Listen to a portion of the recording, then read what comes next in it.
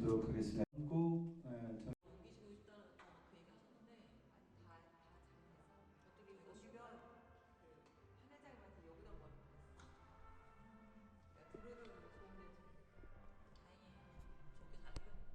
네 사람 다 가실 때 거기까지 어떻게 가셨습니까?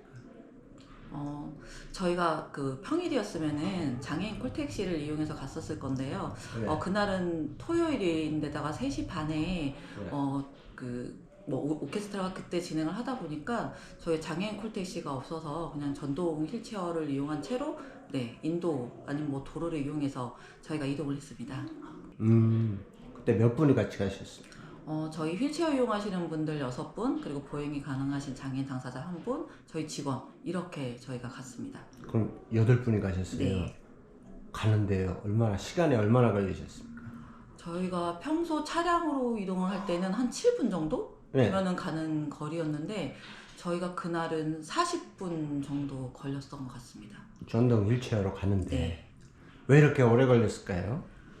우선 뭐 차랑 비교를 했을 때 속도에 대한 부분도 이제 문제가 있었겠지만 저희가 이제 그 도로를 못 가니까 이제 인도 쪽으로 좀 이동을 했었거든요. 근데 인도가 잘 돼 있어서 전동 휠체어가 움직이는데 전혀 지장이 없는 데도 있었지만 인도의 뭐 그 가로수라던가 아니면 뭐 전봇대라던가 이런 장애물들 때문에 저희가 도로로 내려갔다가 다시 인도로 왔다가 그렇게 해서 좀 왔다 갔다 하면서 좀 이동을 하게 돼서 시간이 조금 생각보다 오래 걸렸던 것 같습니다. 오실 때도 그렇게 걸리셨죠? 네, 올 때도 그렇게 시간이 걸렸어요.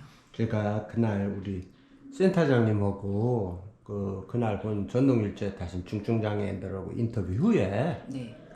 시간이 그렇게 걸리셨다고 해서 그렇게 가셨을 만한 경로대로 자전거를 타고 네.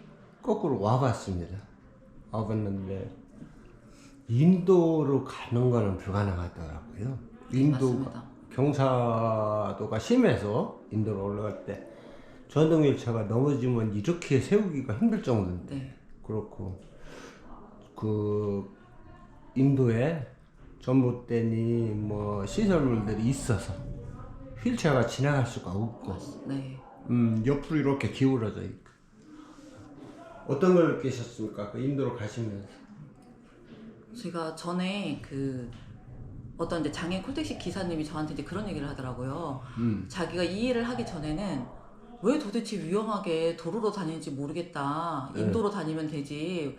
그게 뭐 장애인 당사자도 위험하지만 그 운전하는 사람도 사고가 날 수 있기 때문에 너무 위험한 거 아니냐, 왜 글로 다니냐라고 해서 되게 기분이 안 좋고 이해가 안 갔다라고 얘기를 하시더라고요. 근데 그분이 이제 장애인 콜택시를 운전하면서 본인 직접 봤더니 이제는 알겠다라고 이야기를 하셨어요. 그렇죠. 네, 그분도 얘기하시는 게 인도가 그렇게 안 돼 있는지를 몰랐었다. 그리고 인도가 있다고 쳐도 전동 휠체어가 지나가려면 어쨌든 공간들이 많이 있어야 되고 저희 또 보도블록 이게 이렇게 평평한 게 아니라 중간에 이렇게 또 튀어나와 있잖아요. 그러면 가다가도 걸려서 넘어질 수도 있는 부분이고 하다 보니까 저희 인도가 이번에 그렇게 가면서 안 돼 있구나라는 걸 생각을 했지만 이번 경험을 통해서 정말 위험하기도 하고 안 돼 있기도 하고 어떻게 보면은 이게 이분의 어떤 목숨이랑도 연결이 될 수 있겠다라는 생각을 다시 한번 하게 된 것 같습니다. 전동 휠체어가 도로를 어쩔 수 없이 가게 되면 네. 일반 시민들이 운전하다가 이제 자기들도 위험하다고 느끼고 인도로 가지 기분 나빠하실 수 있는데 사실 그 인도가 갈 수가 없는 경우가 많다는 네, 얘기죠. 맞습니다. 올라갈 수도 없고 네. 막혀있고. 네. 그리고 요즘 청소년이랑 젊은 친구들이 전동 스쿠터를 타요. 네네네. 퀵보드 같이 네. 생긴 거 전기로 움직여. 그게 인도에 그냥 이렇게 그건 자기 돈 낸 만큼만 타잖아요. 네. 인도 아무 데나 놓고 가요. 그런 걸 고생해 본 적은 없을까요?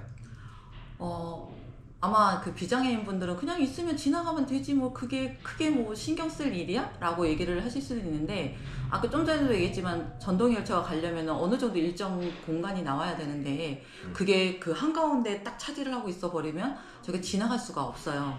그럼 뭐 치우고 가면 되지라고 하지만 뭐 솔직히 저 같은 경우는 허리에 힘이 없다 보니까 그거를 저희가 밀고 어디다 치우고 이동을 한다는 것 자체가 아주 어려움이 많거든요. 아니면 휠체어로 이렇게 밀고 가면은 이게 옆으로 쓰러지는 게 아니라 앞으로 쓰러져 버리면 저희가 그걸 타놓고 가야 되는데 뭐 그것조차 이제 불가능한 현실이 되기 때문에 그런 소소한 것들이 저희한테는 많은 조금 그러니까 비장애인 분들이 저게 무슨 장애야? 라고 장애물이야? 라고 생각을 할 수 있지만 저희 같은 경우는 이제 그런 소소한 것들, 작은 것들이 아주 큰 불편을 초래하는 그런 경우들이 많이 있는 것 같습니다. 전동 휠체어를 타시면 네. 휠체어에서 잠깐 내려서 그 전기 스쿠터 같은 걸 이렇게 치울 수 있는 사정이 아니란 얘기죠. 네. 휠체어를 탄 채로 치워야 되는데 무겁고 네, 맞습니다. 힘이 들어가지도 않고. 네.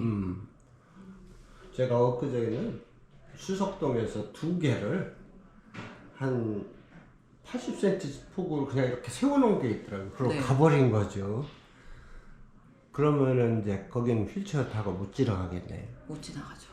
그리고 밀고 아까 말씀드린 이게 밀었을 때 그냥 그대로 이렇게 밀리면 상관이 없는데 밀다 보면 이게 앞으로 넘어져 버리거든요. 그러면은 아예 이제 그 앞에 장애물이 생겨버리는 거기 때문에 아예 이동이 불가능하다라고 생각을 하시면 될 것 같습니다. 그러면 네. 이 인도를 설치하실 그 시청 관계자분들이 좀 참고하시기에 네. 그 인도 쪽으로 경사도가 있잖아요. 네. 인도를 탈 수 있게 그 경사가 심해서 전동 휠체어가 타고 뒤로 넘어지거나 네. 앞으로 넘어지면 어떤 일이 발생하는지 좀 설명해 주시죠. 즉 아시는 분이 서울에서 횡단보도를 건너시다가 네. 이렇게 조금 속도를 내시긴 하셨어요. 근데 걸려서 이렇게 넘어지셨거든요. 그런데 돌아가셨습니다. 이게 왜냐면 이게 넘어가면서 사람이 아무래도 머리 쪽을 부딪히는 일들이 많이 생길 수밖에 없거든요. 그럼 머리를 심하게 부딪히면 다행히 조금만 다쳤으면 상관이 없지만 머리를 좀 심하게 부딪히는 경우 같은 경우는 거의 사망할 그 경우가 많기 때문에 이럴 경우에는 왜냐면 이게 넘어가면서 그 반동이 있을 수밖에 없잖아요. 그럼 머리가 이렇게 한번 쿵 하고 또 쿵 하고 이러다 보면 뭐 최소는 내지탕, 심하게는 정말 이게 사망하실 수도 있는 약간 그런 경우도 생길 수가 있습니다. 전동 휠체어가 대략 무게가 어느 정도 나갑니까? 나가는 건 저희가 뭐 800km 정도 나가는 것도 800km는 아닐 것 같은데? 80km인가 참? 네. 네. 80km 정도로 해갖고서는 근데 그게 또 크게 또 따라서 또 다른 부분들이 있기 때문에 평균 성인의 몸무게보다 거의 한 20-30kg 정도는 더 많이 나간다라고 생각을 하시면 될 것 같아요. 그러면 중증장애인이 전동 휠체어를 타고 이 그 경사로 때문에 앞으로 고꾸라지면 크게 다치거나 사망할 수도 있을 뿐 아니라 전동 휠체어를 세워서 자기가 타고 집에 돌아갈 수 있는 상황이 아니겠네요. 아니죠. 아까 그 전동 스쿠터 그 조그만한 거 하나 옮기는 것도 힘이 들어서 못 하는데 전동 휠체어 자체를 그 무겁잖아요. 그거를 세우고 우리가 다시 간다? 그거는 상상조차 할 수 없는 일입니다. 그러면 현재로 그 인도가 잘 가꿔지던지 아니면 장애인 전용 차량이 확충이 돼야 되겠네요. 주말.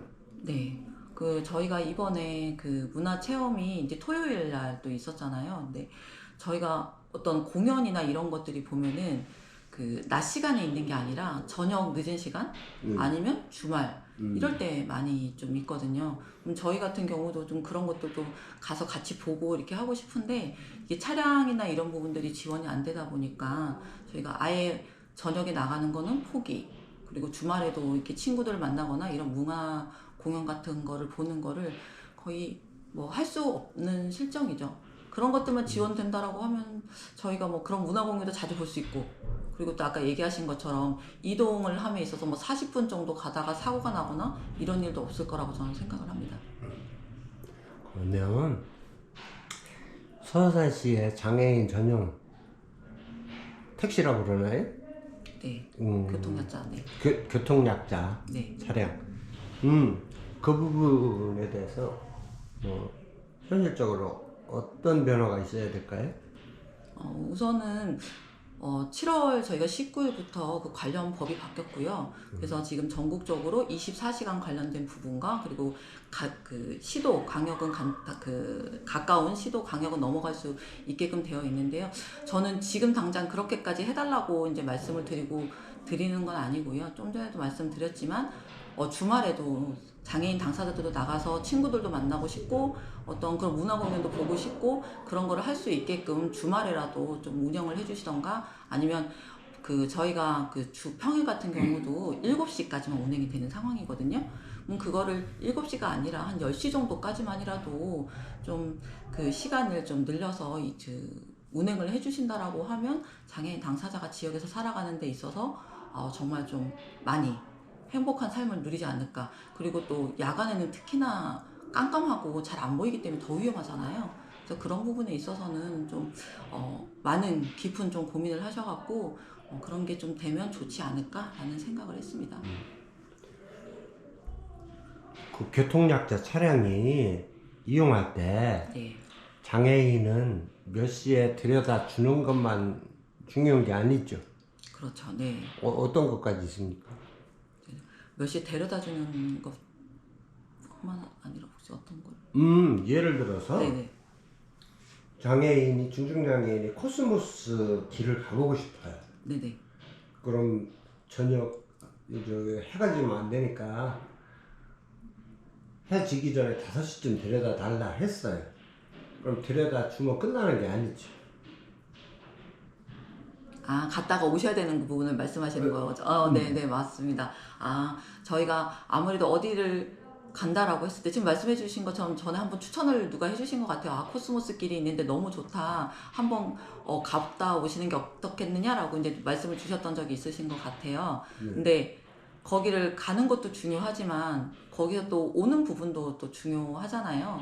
그리고 저희가 뭐 근방에서도 보면은 그 밤에 그 불빛 축제? 뭐 이런 것들도 하더라고요. 이번에 해미육성에서도 그런 축제를 좀 했었던 걸로 알고 있는데 그런 거는 솔직히 낮에도 이쁘긴 하지만 밤에가 좀 더 이쁘기도 하거든요. 그래서 가는 것 말고 또 오는 것에 대한 부분도 좀 지원이 돼야 되는 부분이 있는 것 같습니다. 그렇죠. 네. 알겠습니다.